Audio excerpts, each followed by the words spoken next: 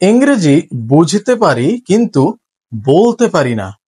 যখন ইংরেজি পড়ছি তখন হয়তো বুঝতে পারছি, লিখতে গেলেও লিখতে পারছি, শুনলেও বুঝতে পারছি, কিন্তু যখনই কথা বলতে হবে তখন কথা বলতে পারি না। শব্দ বের হয় না, কথা আটকে যায় কিংবা ব্লাবলা করতে থাকি। মানে এটা একটা বিরাট প্রবলেম না, এবং এটা শুধুমাত্র মানে একজন দুজনের সাথে না, প্রায় সবার সাথেই হয়। বিশেষ করে বিগিনার্স যারা আছে তাদের সাথে হয় যে সব জানি ভাইয়া, শব্দ জানি, সেন্টেন্স জানি, গ্রামার জানি, যা যা লাগে মোটামুটি সবই জানি, কিন্তু বলতে পারছি না। আমার কাছে মনে হয় এইটার দুইটা কারণ আছে। আমি দুইটা কারণ মেইনলি বলবো, আর এর সাথে সমাধানও বলবো কিংবা প্র্যাকটিসও বলবো যে কিভাবে আপনি বলতে পারবেন। এখন রিজন যেটা হলো যে ফার্স্ট অফ অল, প্রথম যে রিজনটা সেটা হলো সময় না পাওয়া। এখন সময় না পাওয়া ব্যাপারটা আমি বুঝিয়ে বলছি। দেখুন, আপনি যখন বই পড়ছেন কিংবা ইভেন ইংরেজি লিখছেন, আমরা অনেকে ছোটবেলা থেকে প্যারাগ্রাফ রচনা এটা সেটা বানিয়ে লিখে অভ্যস্ত। সো আমরা লিখতে পারি, লিখলে খুব সুন্দর সুন্দর সেন্টেন্সও বের হয়, ওয়ার্ডও বের হয়। তার একটা কারণ হলো আমরা লেখার সময় কিন্তু সময় পাচ্ছি ভাবার। একটা লাইন গুছিয়ে লিখতে পারছি, কি কি শব্দ ইউজ করবো সেটাও আমরা একটু সময় পাচ্ছি। সো আমি আমার ইচ্ছা মতো একটা নির্দিষ্ট সময়ের মধ্যে লেখার সুযোগ পাই। পড়লেও আসলে ব্যাপারটা এমনই, আপনি পড়ে একটু বোঝার জন্য সময় নিচ্ছেন, শুনলেও আপনি টোটাল কনটেক্সটটা বুঝলেই কিন্তু হয়ে যাচ্ছে। কিন্তু যখন কথা বলবেন, এই জায়গাটা কিন্তু ভিন্নতা আছে। এখন আপনি কথা বলার সময় কিন্তু সময় পাবেন না। এমন না যে আপনি চিন্তা করবেন বাক্য মাথার মধ্যে আর সামনের জন্য ওয়েট করে বসে থাকবে যে আচ্ছা উনি চিন্তা করেই বলুক। ব্যাপারটা তো এমন হয় না, তাই না? আমরা নর্মালি যেটা করি, প্রথমে কারো কাছ থেকে ইংরেজিটা শুনি, সেটা বাংলায় বোঝার চেষ্টা করি, দেন সেটা আমি আমার ইংরেজিতে ট্রান্সলেট করি, দেন সেটাকে বলার চেষ্টা করি। এই যে প্রসেসটা আছে, প্রসেসটাতে একটা সময় লাগে না? এই সময়টাকে কেউ আমাকে দিচ্ছে বা আমি তো পাচ্ছি না। রেসপন্স তো একদম সাথে সাথে করতে হয়। আমরা কি করি, ওই সময়টা যে নেই, ওই সময়টার কারণে বলতে দেরি হয়, কনফিডেন্সটা কমে যায়, বললেও আবার ভুল হয়। আমরা চিন্তা করতে থাকি এখানে কি সাবজেক্ট বলবো, সাবজেক্ট বলি, আচ্ছা আই বলি, আই।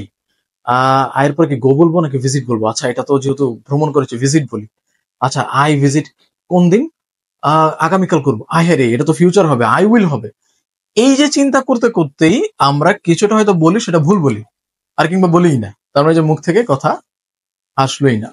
এটা একটা রিজন। সেকেন্ড রিজন হলো ফিয়ার, ভয়।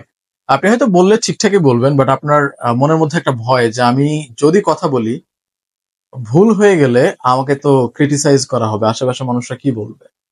আর ম্যাক্সিমাম সময় আমরা যারা ইংরেজি শিখতে আসছি, অনেক একটু বয়স হয়ে বা পড়াশোনা শেষ করে আসছি, তাদের মাথায় আবার চিন্তা থাকে যে পড়াশোনা শেষ করে এসেছি বা আমি একটা অফিসার পদের মানুষ, আহ, ইংরেজি বলতে পারবো না বা তারা আমাকে একটু জাজ করবে, ব্যাপারটা কেমন একটা ভয় কাজ করে, কিন্তু করে না? বাংলা বলতে গেলেই তো অনেক সময় ভয় কাজ করে, তো ইংরেজি কথা বলতে গেলে তো আরো বিষয়টা স্বাভাবিক। এই ভয়ের কারণে একে তো বলি না, এমনিতেই ভুল করতাম, ভয়ের কারণে আরো যাও বলি সেটাও ভুল হয়। সো এটা একটা রিজন। সো প্রথম রিজন হলো আপনি সময় পাচ্ছেন না ভাবার, আর সেকেন্ড হলো এই ভয় কাজ করে। এখন এই দুইটারই সলিউশন বলি আমি বা প্র্যাকটিস বলি, তাহলে আপনি কথা বলতে পারবেন।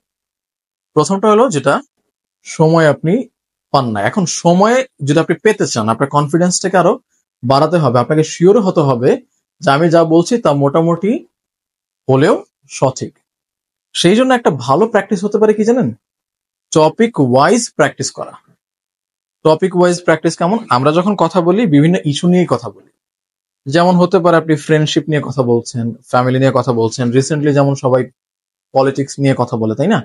সো ফেসবুকে গেলে বা বিভিন্ন জায়গায় শুধুমাত্র রাজনীতির কথাবার্তা, তাই না? সরকার পক্ষে কিংবা বিপক্ষে কথা বলে। সো এগুলো এক একটা টপিক।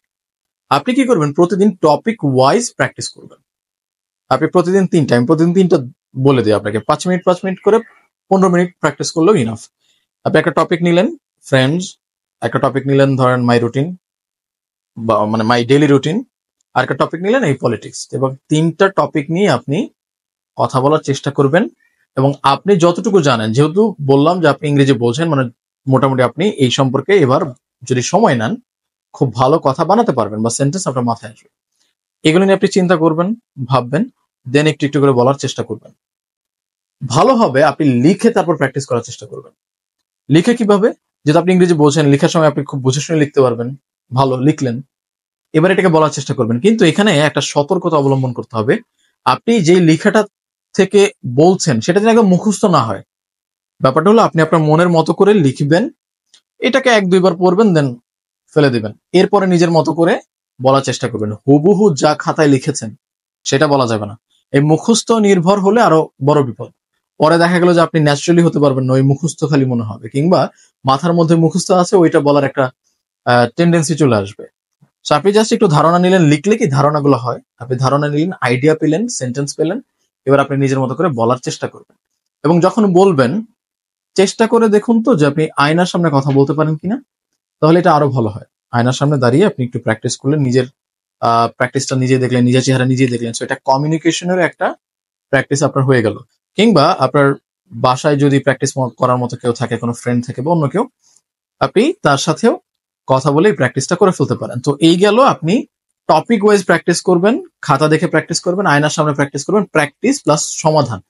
এখন আপনি যখন এই অনেকগুলো টপিক নিয়ে কথা বলে ফেলবেন, দেখুন প্রতিদিন 3টা মানে কি, 1 মাসে প্রায় 90টা টপিক। কেউ যদি প্রতিদিন 5টা প্র্যাকটিস করে তাহলে 1 মাসে প্রায় 150 টপিক।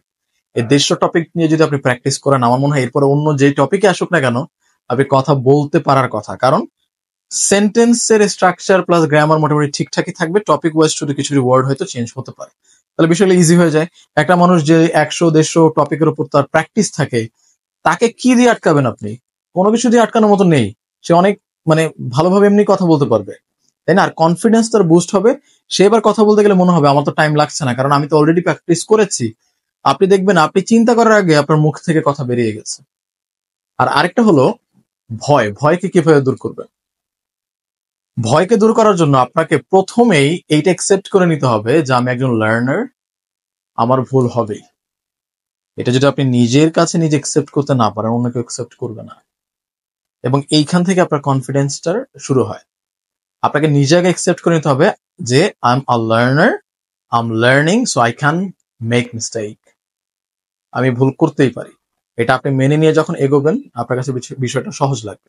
আপনি যার সাথে কথা বলছেন বা প্র্যাকটিস করছেন, তাকে এই ধারণাটা দিন যে ভাই আমি শিখছি, আমার একটু সময় লাগবে, আমাকে একটু সাপোর্ট করেন পারলে। নিজে আপনি কনফিডেন্ট থাকেন। দেখুন ইংরেজি একটা আমাদের জন্য সেকেন্ড ল্যাঙ্গুয়েজ, তো এখানে আমরা ভুল করতেই পারি। বাংলা ভাষাতে এখন অনেকে ভুল করে। বাংলা ভাষা শুদ্ধভাবে কতজন বলতে পারে বলেন? সো ইংরেজি বলতে গেলে আপনার একটু সময় লাগবে, এটা নিজে একসেপ্ট করবেন, প্লাস কন্টিনিউয়াস প্র্যাকটিস থাকবেন প্রতিদিন। ঠিক আছে? একটু একটু করে বলার ট্রাই করুন। আপনার যদি মনে হয় যে প্রথম থেকে একটু বেশি ভয় লাগছে, আপনি একটু একটু করে অন্তত আপনার কথাবার্তার মধ্যে sorry, thanks, okay, let's go, it's fine, এইসব কথাবার্তা অ্যাড করে হলো নিজের জড়তা দূর করে, দেন আস্তে আস্তে আস্তে আস্তে ইংরেজি, বাংলা ভাষার মধ্যে ইংরেজি অ্যাড করার চেষ্টা করুন, দেন পুরোপুরি ইংলিশে আপনি কনভার্ট হয়ে যেতে পারবেন যখন আপনার ইংলিশ সময়ের সাথে সাথে ভালো হয়ে যাবে। সো যাই হোক, মনে হয় অনেক কথা বলে ফেললাম। ওভারঅল এই যে সমস্যাটা বা প্রবলেমটা, এইটা একটু ঘুচানোর চেষ্টা করেছি। জানি না কতটুকু পেরেছি, বাট আই গেস এই ভিডিওটা কিছুটা হলেও আপনাদেরকে হেল্প করবে। আজকের মতো বিদায় নিচ্ছি। আল্লাহ হাফেজ, আসসালামু আলাইকুম।